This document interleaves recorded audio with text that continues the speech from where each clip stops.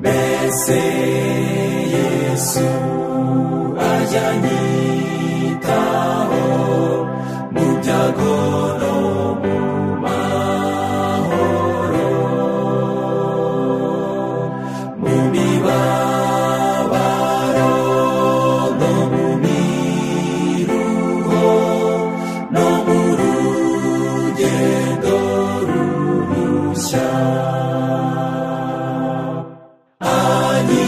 Anyitaho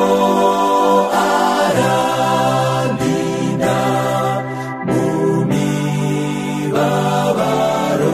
yanjye yose, mu bihe merewe nabi umukiza wanjye anyitaho. Mbese Yesu ajyanyitaho iyo ngenda mu mwijima, niyo umwijima wakagugose, mbese Yesu amba bugufi. Anyitaho arandinda mu mibabaro yanjye yose, mu bihe merewe nabi umukiza wanjye anyitaho.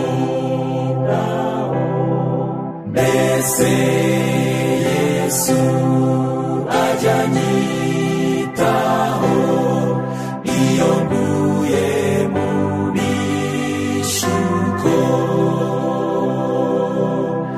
iyo mbabaye niyo mbogoza, mbese Yesu arantabara.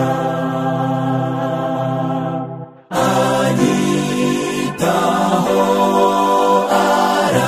arandinda mu mibabaro yanjye yose, mu bihe merewe nabi umukiza wanjye anyitaho.